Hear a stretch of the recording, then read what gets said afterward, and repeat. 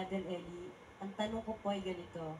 Kung lolobin po ng Diyos na ako ay maanib, ano po ba ang karapat-dapat kong gawin upang makapanatili po akong tapat na lingkod ng Diyos? Maganda po ang tanong nyo, isang tanong ng nagpaplano na determinadong makatapos. Alam nyo, yan ang pinakamaganda sa mga tanong na inaantay ko sa mga tao.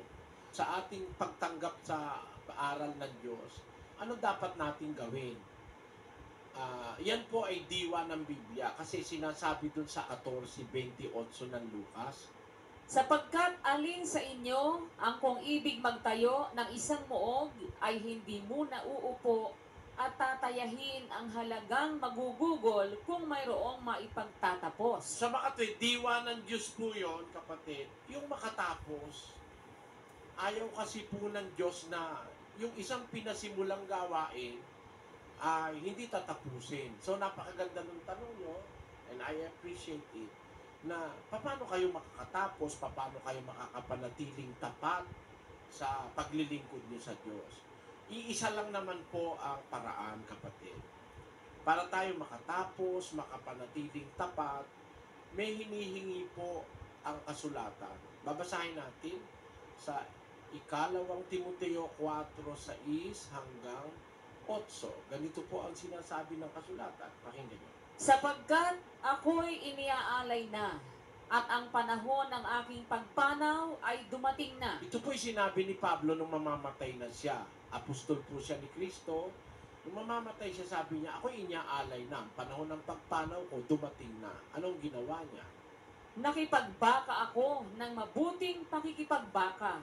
Natapos ko na ang aking takbo. Iningatan ko ang pananampalataya. Nakita nyo ang sinabi ni Pablo? Nakipagbaka ako ng mabuting pakikipagbaka. Natapos ko na ang aking takbo.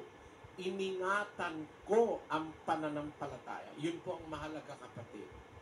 Yung maingatan yung pananampalataya.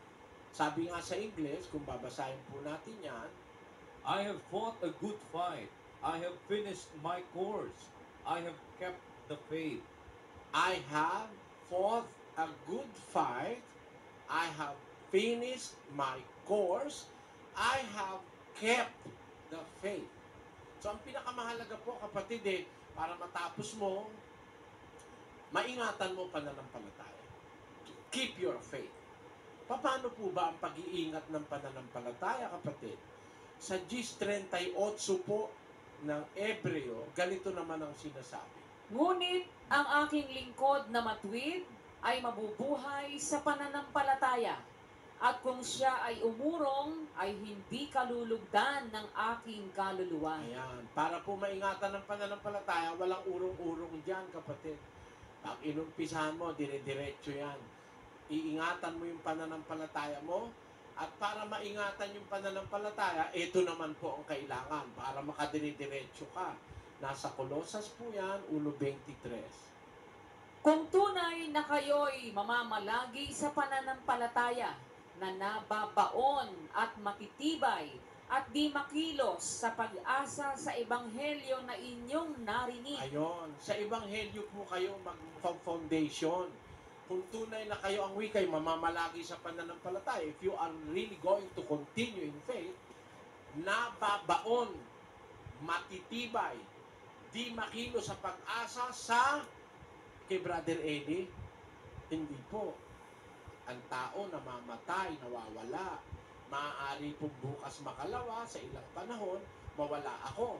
Baka mamaya pag nawala ako, titigil na kayo. Hindi po ganun.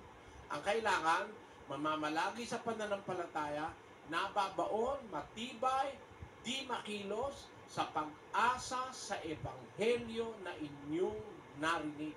Kaya yung ebanghelyo na inyong napakinggan, tandaan nyo po yun. Mawawala po kami, pero yun mananatili. Ang salita ng Diyos, mananatili hanggang sa mawala ang langit at ang lupa. Ang sabi ni Kristo, ang langit at ang lupa'y lilipas, ang salita ko ay hindi lilipas. Yun po ang panghawakan nyo. Yun ang pinakamagandang paraan ng pagtatapat. Manghawak po kayo sa ebanghelyo, sa salita ng Diyos. Yun ang lagi niyong titignan. Alam mo, may nagkamali sa inyo, may nagkasala sa inyo, Hindi naman po yun ang pinasukan nyo eh. Ang pinasukan nyo yung aral. Kaya mong magkamali sila, di tuloy kayo sa aral at kayo magiging dapat sa Diyos. Yun po ang sabi dyan.